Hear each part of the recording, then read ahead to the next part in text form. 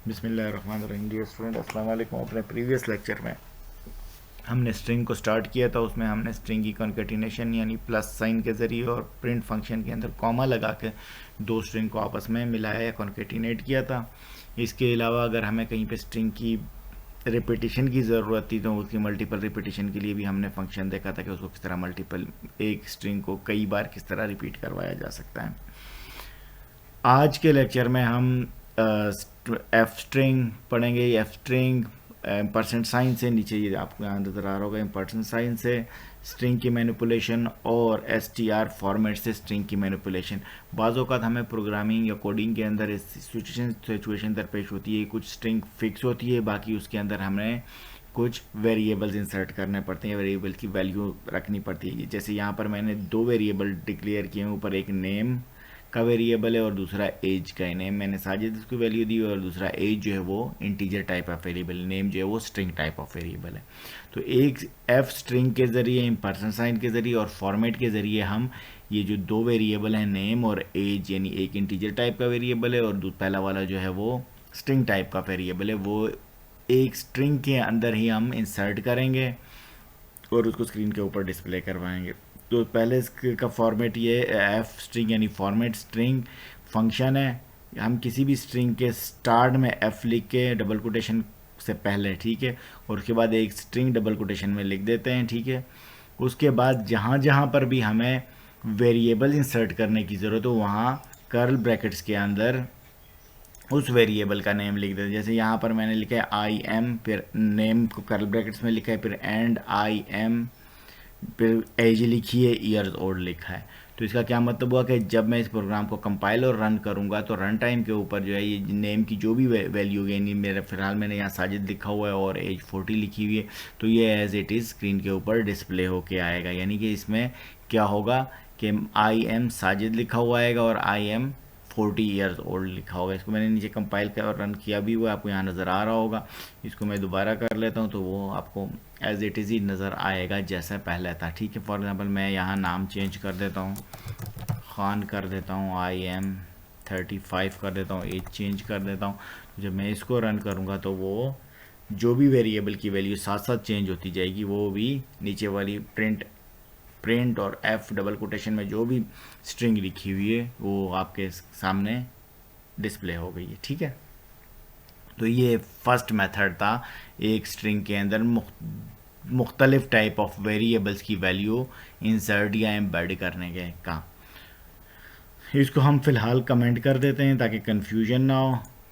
Second वाली statement की output check करते हैं।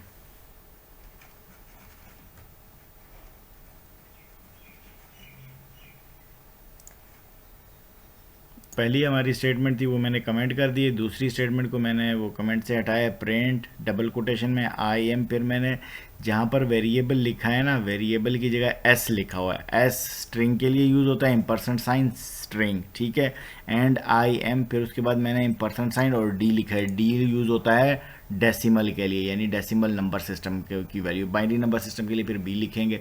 तो फिलहाल हमारे पास जो दो वैल्यूज़ हैं, एक स्ट्रिंग में दूसरे डेसिमल नंबर सिस्टम में, तो एक मैंने लिखा है स्ट्रिंग लिखा, इम्परसेंट साइन एस स्ट्रिंग को रिप्रेजेंट करता है और दूसरा क्या करता है, इम्परसेंट साइन डी डेसिमल नंबर को रिप्रेजेंट करता है। उसके बाद जब डबल कोटेशन क्लोज हुई उसके बाद मैंने फिर इम्परसेंट साइन लगाया। फिर ये जहाँ जहाँ ये इम्परसेंट साइन किसको रिप्रेजेंट कर रहा है, स्ट्रिंग के अंदर जहाँ जहाँ भी इम्परसेंट साइन होगा, पहला वेरिएबल जो होगा, जैसे नेम पहला है तो वो पहली जगह पे इंसर्ट हो जाएगा, दूसरा वेरिएबल दूसरे इम्परसेंट साइन की जगह इंसर्ट होगा। सपोज़ यहाँ पर दो तीन और होते तो मैं उसका कॉमा लगा के यहाँ फॉर एग्जांपल यहाँ क्या होता, फादर नेम होता है, एफ नेम कर देता हूँ, ठीक है। तो फादर नेम होता है स्ट्रिंग के अंदर, फिलहाल है नहीं, तो वो वहाँ पर भी मैं क्या करता है, यहाँ पर एक इम्परसेंट साइन लगाता और वहाँ पर एफ ने इम्परसेंट साइन लगाता और उसके साथ एस लिखता है, तो वो ऑटोमेटिकली फादर नेम उस जगह पे उस स्ट्रिंग के अंदर इंसर्ट हो जाता है, ठीक है।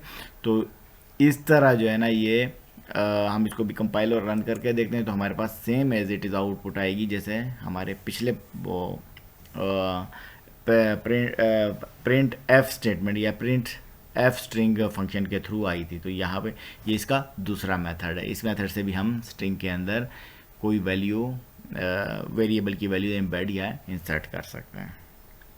जो हमारे पास अब तीसरा मेथड है, इसको भी मैं कमेंट कर देता हूँ, और तीसरा मेथड भी ऑलमोस्ट इसी तरह का है। तीसरे मेथड में क्या लिखा हुआ है, मैंने लिखा हुआ है by using str dot format, यानी कि ये पूरी स्ट्रिंग जो है यहाँ से लेके यहाँ तक जो मैंने अभी हाईलाइट कर दी है, ये किसको रिप्रेजेंट कर रही है, str, उसके बाद मैंने डॉट लगाया है, फिर फॉर्मेट का फंक्शन लगाया है, और उसके बाद नेम कॉमा एज लिखा हुआ है, उसमें फिर दो पैरामीटर पास कर दिए, बिल्कुल इसी तरह जिस तरह इम्परसेंट साइन के साथ किए थे। वहाँ पर इम्परसेंट साइन लगाया था, या जो रिमाइंडर का साइन है वो लगाया था। यहाँ पर क्या किया है, आई एम, और फिर खाली ब्रैकेट्स छोड़ी हैं, ठीक है। जितनी जितनी कल जहाँ पे खाली खाली ब्रैकेट्स होंगी, और वहीं पर जो है पहले खाली ब्रैकेट में नेम इंसर्ट होगा, दूसरे खाली ब्रैकेट में एज इंसर्ट होगा। इसी तरह अगर यहाँ पर फदर नेम या कुछ और हम ऐड करेंगे तो वो उसी तरह इंसर्ट हो जाएगा।